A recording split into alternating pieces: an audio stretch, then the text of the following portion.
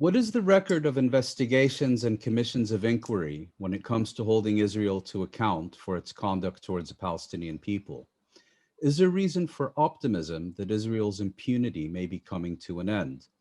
Welcome to Connections, the Arab Studies Institute interview program on current events, policy questions, and new ideas. I'm Mouin Rabbani, and for this episode, we're delighted to be speaking with Laurie Allen, whose most recent book, A History of False Hope, Investigative Commissions in Palestine, examines these issues in historical context. Laurie Allen is a reader in anthropology at the University of London School of Oriental and African Studies. Her work has focused on Palestinian society, politics, and history. In addition to A History of False Hope, she is the author of The Rise and Fall of Human Rights, Cynicism and Politics in Occupied Palestine, also published by Stanford University Press. Her articles have been published in various academic and news journals, including American Ethnologist and Middle East Report.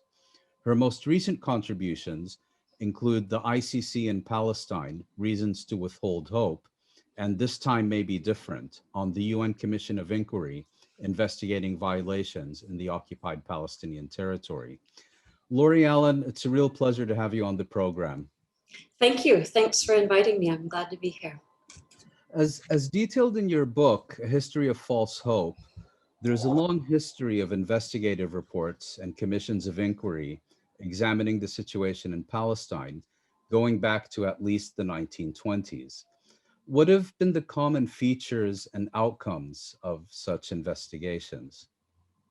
Yeah, first, I mean, the conclusions that I draw are also, in a way, kind of the premise of the whole book project, that commissions of inquiry are a really fascinating lens onto Palestinian political history in a transnational frame. And, you know, they reveal a picture that runs contrary to a lot of the standard histories and polemics about Israel-Palestine that normally report and condemn Palestinians' refusals to agree to bad deals for partition of their country or, for partial autonomy. But this history of commissions really shows that there have been a string of Palestinian efforts to proffer democratic solutions to the so-called question of Palestine.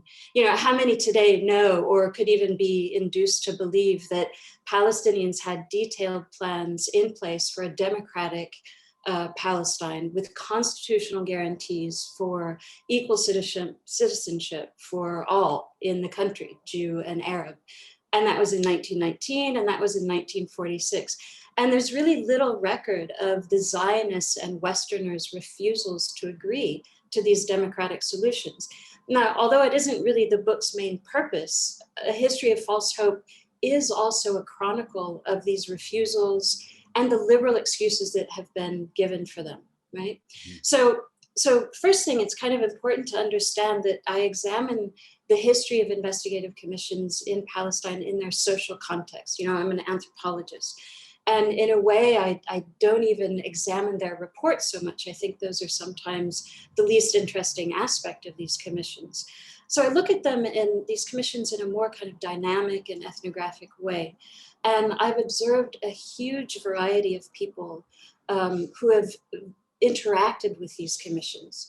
And in my book, I'm trying to analyze these dynamics around 6 main investigative commissions from 1919 until basically today, and how Palestinians and their advocates have tried to make their political case to the international community via these commissions. And, you know, this has included everyone from official political representatives and lawyers, political prisoners, NGOs, human rights activists, to regular unaffiliated people, right? Fishermen and farmers and housewives and grandfathers. All kinds of people have been brought into the orbit of international legal discourse via these commissions. And that, in a way, is one of my main conclusions, that these commissions reassert to lots of people the primacy of international legal systems as a means to justice in Palestine. And in repeatedly bringing a wide range of Palestinians together to try to convince the international community that they deserve independence, that they deserve individual and collective rights, in doing so, each commission has excited a level of hope in international law, in liberal systems, and in the international community. There have been varying levels of hope for sure, but there is still always some kind of hope that this time might be different, that the powers that be might finally listen to reason, that they might finally offer a just solution that recognizes Palestinian primacy in their land. And each time, these hopes have been disappointed. So one conclusion is that international law, these liberal systems on their own, are simply not sufficient for achieving justice and may be, in fact, a hindrance. If I could talk for a minute about another kind of important premise of the book. Please do. Yeah, is that these investigative commissions are a kind of staging of international law and the liberal values on which international law rests. The commissions are not officially legal, but they are very legalistic. They might not have courtroom standards of evidence, but they do involve legal experts. They often include judges, lawyers, and they involve presentation of evidence. So in the early commissions that I look at, this evidence involved arguments around Palestinians' political standing, their political worthiness, about whether they deserved even an independent nation state. And then more recently, in these investigative commissions that often the UN has sent, the evidence has been more around Israel's violations of Palestinian human rights and the possible commission of war crimes. So keeping in mind how these commissions stage international law, how they kind of perform these liberal values of democracy, ideas about rights, the value of reasoned debate and balanced views, right? Keeping in mind this international legal liberal framing, what I argue is that these commissions have continuously re-excited faith in international law as an objective system that might help resolve the conflict with Israel. That international law might be able to stop the settler colonial project that Israel is. And what's interesting, I think, is how these commissions and the international legal system manage to repeatedly and continuously spark new hope, despite the fact that Israel's military occupation and settler colonial expansion, has only ever become more entrenched. They still spark a faith in liberal systems, despite the system's abject failures. Well, I think many people, when they look at the title of your book, probably the first issue that comes to mind, or the first commission that comes to mind, is the UN fact-finding commission after Israel's 2008-2009 assault on the Gaza Strip, the first large one after disengagement, also known as a Goldstone report. And perhaps we could talk about that a little more as an example that illustrates the points you're making. And I would then like to move on to a few more historical examples. For example, the King Crane Commission and the Anglo-American Commission of Inquiry of 1946, which you also discuss in detail in your book. Right, yeah, thanks. So yeah, the UN fact-finding mission investigated the 2008-2009 fighting in the Gaza Strip. Some 1,400 Palestinians were killed in those attacks. It issued a report, a huge report of some 450 pages, and it analyzed multiple events, violent incidents, and concluded, and I've got a quote here, that some of the actions of the government of Israel might justify a competent court finding that crimes against humanity had been committed. And so this report citing was, the report. So that was in the report. So this report was controversial for all kinds of reasons. But it did focus quite heavily on war crimes and forefronted anti-impunity as a theme in its recommendations. And I think this, and I think I show in the book, that this really did buoy Palestinian faith in international law once again. Because the report spurred increased calls for criminal punishment of Israeli violations against Palestinians. But of course, here we are more than a decade later, and Israel continues its abuses, violations, colonialism, and as recent events in May have highlighted again, residents in the Gaza Strip continue to be stuck in an open air prison, sitting ducks under Israeli attack. So, this was, I think, a turning point in some ways among the commissions that I've looked at, because it really did forefront this language of international criminal law, which maybe we'll come back to in the conversation. But nothing came of it once again, except for a lot of controversy. I remember very much the optimism and hope that accompanied the initial release of the report before, of course, Judge Richard Goldstone recanted and basically disavowed his own work. And I'm curious, if we look at more historical examples like the 1919 King Crane Commission or the 1946 Anglo-American Commission of Inquiry, whether you see similar processes at work there of an initial upswell of hope followed by essentially a political legal vacuum. Yeah, absolutely. I mean, so the King Crane Commission of 1919 came on the heels, the end of World War I. And it's a really good example, I think, of how much effort can go into presenting a unified and convincing message to a commission, to the international community. And if I may, perhaps for our readers, also explain what exactly this commission was. Yeah, so viewers rather. Yeah, viewers, hopefully readers too. So this commission came as the Paris Peace Conference was debating, what to do with the world after the end of World War I and the end of the Ottoman Empire. And US President Woodrow Wilson dispatched the King Crane Commission to find out what the peoples of the Middle East wanted for their future government. And it was intended to guide the peace conference in assigning mandates. And some at the time really thought that it heralded an end to Western imperial ambitions in the region. And it may seem ridiculous now, but it seemed at the time like there was good reason for people in the Middle East and elsewhere to believe that the Americans might in fact respect the wishes of the people, since they, the Commission and Woodrow Wilson, kept saying that they would, right?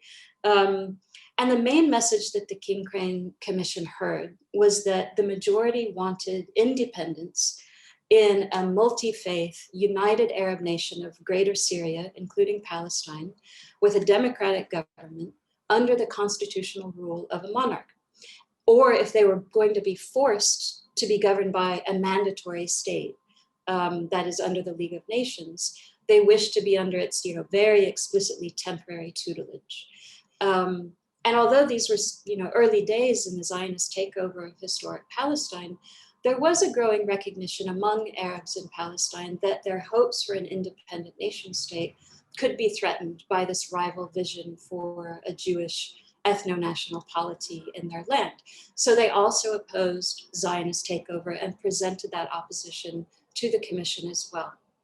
And they used the language of the day, the language of romantic nationalism of the day, referring to the fact that it was an Arab land, Arab culture, people united by Arabic language, and so on. So just one thing that I want to impress on viewers about this commission is, it was really so amazing to find in my research how widespread was the excitement across Palestine and beyond that this commission prompted in people. People really were debating and arguing and planning how to present their political demands to the Americans because they really thought they were going to be listened to. And there was so much anticipation and excitement about this that there was a weekly and sometimes more than a weekly newspaper article in the Arabic press from the time that the commission was announced in, I think, April of that year, throughout and following the commission's travels throughout the 120-day journey that it made. And in each place, the commissioners heard a very unified message of what the Palestinians and the Arabs wanted in the way of a democratic state. And in fact, there were mixed views among the people involved in the commission, but the report eventually did reflect a lot of that conviction about Arab and Palestinian national identity and national demands. However, in this particular case, the report basically didn't see the light of day. It was, it's not really clear if Woodrow Wilson ever saw it. He became ill. He was preoccupied with losing his battle for the League of Nations. And it was essentially shelved, this report. It finally, I think, was published by a newspaper sometime in the early 1920s, but only then. But only then. Yeah. Yes, and Arabic newspapers also published it as well. But it had no effect on the ground. And as most of us probably know, what actually happened was that the British were given the mandatory power over Palestine, and they governed historic Palestine with a view to producing a Jewish national home. I remember very clearly one statement from the Kincaid report, which was an interview with a British officer in which he expressed the view that Zionism could only be implemented in Palestine at the point of a British rifle, I think, were his exact words. So, we had the Kincaid Commission, all these great hopes, then the profound disappointment, or rather it's death in a vacuum almost. Yet 30 years later, this time in the aftermath of World War II, 1946, you have the Anglo-American Commission. And I'm wondering, was there kind of the same hope and expectation and excitement among Palestinians about this commission and what were its results? Right. Yeah. So yes and no. I mean, there had been an intervening couple of decades in which the British, who were famous for their use of governmental commissions, had repeatedly sent investigations to Palestine, to find out what all the fuss was about. And repeatedly they found the facts of the matter. And those facts were repeatedly ignored, and the British continued to support Zionist colonization. So by the time we get to the Anglo-American Commission, there is some recognition that yet another commission might lead to nothing. In fact, there was debate among Palestinian representatives about whether or not to go ahead and present. But because of some people's view that the Royal Peel Commission that came in 1936, that Palestinians had initially boycotted, there was some feeling that the late entrance into that commission game had led them to make a poor showing. There was a lot of effort in 1946 to present a very coherent and thoughtful set of demands to the Anglo-American Commission. So there was, again, a huge amount of investment in this. And the people who organized the presentations had, again, made demands for a democratic Palestine. They referred to liberal values, to values of rights. They presented, I think, a view for a constitutional country, again, that would respect Jewish minority rights in the country. They presented even the outlines for a citizenship law. So they made these incredible presentations. But what we see when you look into the details of how the commissioners, in fact, received this material, they received it through largely racist and Orientalist lenses. And instead of hearing these very carefully thought out positions for what a democratic Arab Palestine might look like, the commissioners heard intransigence or the boring old story, right? And they kept demanding that the Palestinians or the Arab representatives take a more balanced view and pay attention to the fact that, this was the end of World War II, and there was a huge catastrophe of Jewish displaced people across Europe. And so the commissioners were pleading with the Arabs to take this into account and let more Jewish people into the country. And the Palestinians and their representatives had really good arguments about the fact that the catastrophe of the Holocaust was a European problem and should be solved in European and American territories. despite that, despite this, kind of basic understanding of the political situation, there were also really sincere and repeated expressions of sympathy for the conditions of Jewish people at the time. There were Arab leaders who were offering Jewish displaced people to come into their Arab countries, but to not settle the problem on Palestinian land because it would shift the demographic balance. And so Palestinians made a good presentation. The commissioners listened and didn't listen, and issued a report, the main aspect of which, the main point of which, the main recommendation of which was to increase, with a huge influx, Jewish immigration into Palestine that would further shift the demographic balance towards the Zionist project. So here again, yes, there was huge disappointment. I think it was, I can't remember which of the people I write about, but there was a diarist of the time who reports when he received this report, he was inflicted with a migraine, and everyone, or that might have been the Peel Commission, but in all cases, these folks had invested so much, made really reasonable arguments, and again, for naught.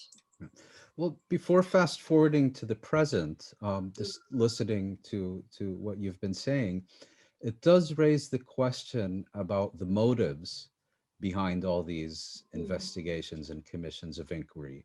And based on your research, is it your conclusion that these were genuine exercises to get to the bottom of things and propose resolutions, or were they intended as a method of political pacification or something else? Yeah, that's a good question. And I think it depends a little bit which commission we're talking about and who we're talking about. So in the case of the Anglo-American Commission, one of the kind of themes of my book is the real sincere hopes of liberals and liberal people on these commissions. And there were folks on the King Crane Commission who really were sincere liberals, really did believe in Woodrow Wilson, who could offer independence to the Arabs, and did believe that their commission might, in fact, offer that. There was opposition to the commission from the beginning, from the French and the British, who were not at all prepared to give up their imperial ambitions in the area. So I think, there was a mixed bag. It was a mixed bag. With the Peel Commission of 1936, this came very explicitly in an effort to quash the energy behind the Great Arab Revolt of 1936 to 39, which was a transnational intifada, basically, against British rule and against the Zionists. And so the Peel Commission came in as an effort to assuage that. And in fact, it did quiet things down for a little while, but when that commission recommended the partition of the country, giving, the revolt continued again. And then again, with the Anglo-American Commission, I think that the commissioners themselves were incredibly dedicated to the idea that they could come up with a balanced solution that would give equal weight to the suffering of the Jews and to the Palestinian, the Arab political aspirations. Well, that takes us, I guess, to the present, because as you well know, a few months ago, the International Criminal Court in The Hague concluded that the Palestinians do have standing, and that it would continue with its investigation of what it calls a situation in Palestine, including, of course, Israeli conduct in the Gaza Strip and so on. A few days later, you published an article basically echoing the themes of your book. And I was curious why you felt at the time that once again, hope was being invested in a process and a framework that may not lead to much of anything. Yeah, I think that, first I want to acknowledge that an important thing about the ICC is that it has jurisdiction over the most heinous crimes, right? Mm-hmm. And this decision about territorial jurisdiction, I think it understandably raised again some hope that Israel might finally be held accountable for its violations for the commission of war crimes. But the point I was making in that article is that the ICC has a very sketchy track record in Palestine and elsewhere. There's a really great Africa. Well, especially Africa, right? So there's a really great article by a legal scholar named Tor Krever. He wrote it in 2014 in, I think, the New Left Review. And he discusses the ICC's supposed political independence and how it is really belied by its actions since its establishment. And there has been widespread criticism of the court's racism, especially under its previous prosecutor. The tens of people who are currently listed as defendants in ICC cases are all related to contexts in Africa. So that should give us pause. Yeah, and it's also worth call it the International Criminal Court for Africa. Exactly. Now, I mean, with the incoming of the current Fatou Bensouda, the current prosecutor, things have shifted a little bit. But it's worth noting that her tenure comes to an end in less than a week. And it took from 2019 until today in 2021 for the ICC to decide that it has jurisdiction in the occupied Palestinian territory. And the incoming ICC prosecutor is a British lawyer, Karim Khan. And I think Noura Arakat made some really important comments about how in the election for this latest prosecutor, Khan was favored by Israel and the US, so that should give us pause. The chances that he will even investigate Palestine may be slim. If an investigation does happen, it could take years. So while the ICC has validated to some degree what human rights NGOs and other researchers have been proving for years, right, that Israel is committing grave abuses, probably war crimes, given the history of the court, given its very slow machinations, whether individual Israelis will end up in the dock remains a big open question for me. And I mean, I'm not holding my breath. There's an interesting historical anecdote here, which is that the incoming ICC prosecutor, Karim Khan, is the grandson of Muhammad Zafrullah Khan, who was Pakistan's permanent representative to the United Nations in the late 1940s, and gave what many consider to be the most eloquent condemnation of the proposal to partition Palestine in the General Assembly debate in 1947. So it'll be very interesting to see whether the grandson in any way continues that legacy, or, as you indicated, having been the favored candidate of Israel and the United States, whether he chooses for an entirely different approach. Yeah. Finally, Laurie, I'd like to turn to your most recent publication. This month, you published an article, I believe it appeared on Mondoweiss a few days ago, in which you took into account not only the decision by the United Nations Human Rights Council to launch an ongoing investigation about the situation in Palestine, but you also looked at the broader political and historical context in which this resolution was adopted. And I think many people who will have read not only your book, but also your previous article about the ICC that we just discussed would perhaps be a little surprised and in some ways also satisfied that you, of all people, are now expressing cautionary hope and optimism about where this might lead. And I'd be very interested to learn your thought process and how you came to this conclusion, and whether that means that perhaps after this interview concludes, we can start holding our breath. Right. No, it's a good question. And I don't know, maybe I'm just in a better mood. It's allowed me to have a more optimistic view of things. But in fact, it's not so much optimism.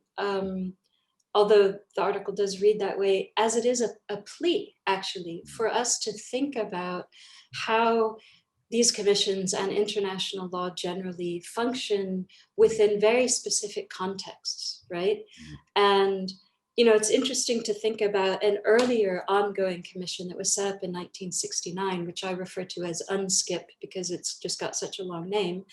But it was a special committee that was set up to investigate abuses in the occupied Palestinian territory. It still exists, I believe. It still exists, and it has issued a report every year since 1969, I believe.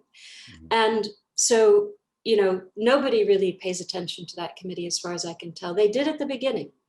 And it is also a standing committee. And what was important about that moment was that this came, in the 60s, 70s, after the UN General Assembly had admitted as members many formerly decolonized peoples, excuse me, and the nature of the United Nations and the General Assembly, had begun to, if you need to take a sip of water, by all means. I do. I think I inhaled a bug. Yeah, so the complexion, if you will, of the UN had shifted, and the weight of third world or global South solidarity had shifted. So again, there was a lot of kind of faith or investment in that commission, and it did issue very damning reports, and it did make waves. The Americans were very disturbed by how convincing Palestinian representatives and other advocates had become. So it's interesting to compare that moment with this moment and maybe learn some lessons. And the reason that I thought about this commission in different ways is because of the context in which we see not only the shift at the ICC, maybe, where maybe evidence will finally lead to actual holding people to account. We also see an ongoing BDS movement that has, I think, just gone from strength to strength in convincing people and organizations to stop their complicity with Israeli occupation and settler colonialism. In this latest bout of violence in May and Israeli attacks in Gaza and Jerusalem and elsewhere, we saw huge outpourings of solidarity. The kind of demonstrations in London were out of this world. They were happening in Greece, and they were happening everywhere. There is a sense among some people, I think, that there is a shift in the political discourse and popular discourse about Israel. There are more and more analysts kind of noting that it is becoming more and more difficult for those who want to shield Israel to do so, because their rightward shifts and their shifts towards fascism and ever more blatant racism is becoming harder and harder to stomach, at least for liberals. And so it's within that context, as well as within the context where we see bubbling up of Palestinian unity across the Green Line, and as always from the diaspora and in exile, maybe it's a perfect storm in which the results of this commission, which I can't imagine being anything other than an objective reflection of the facts on the ground, which show how horribly Israel is oppressing and dispossessing Palestinians, might be able to be taken forward. But it has to be in that broader political context of a political movement.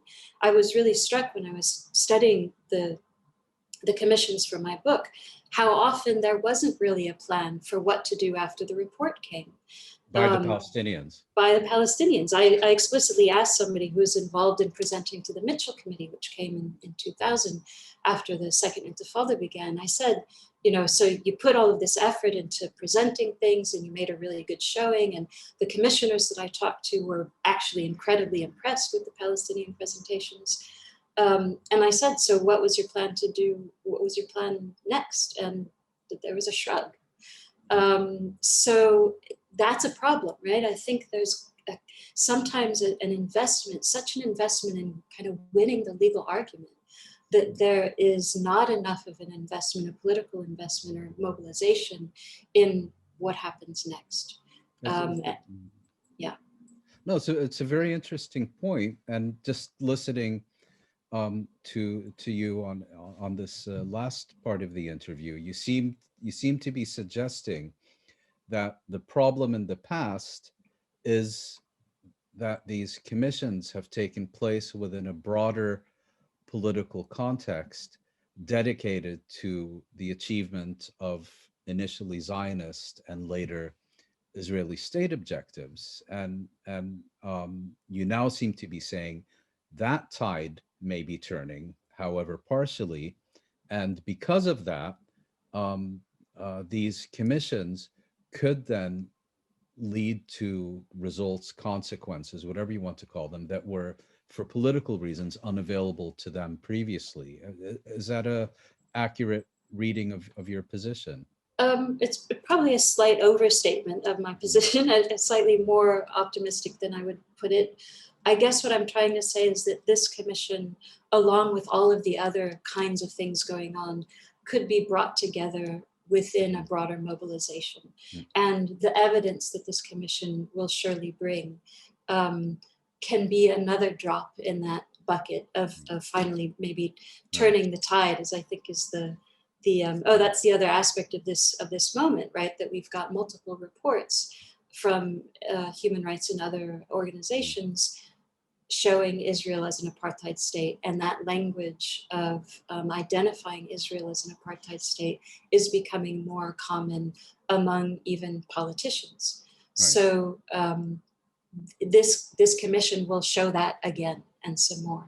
So then our question is, what do we do with that? How do we? Right, and in other words, the focus should be not only on ensuring the report properly reflects reality, but also, as you indicated, preparing for what to do with the conclusions of such reports once they're published. I think so, yeah. Laurie Allen, thank you very much for joining us on Absolute this episode of Connections. It was an extremely insightful conversation, and very much hope that the history of false hope could be coming to an end, and that we may be transitioning to an era of real hope. Thank you once again. I hope so too. Thank you, Mouin.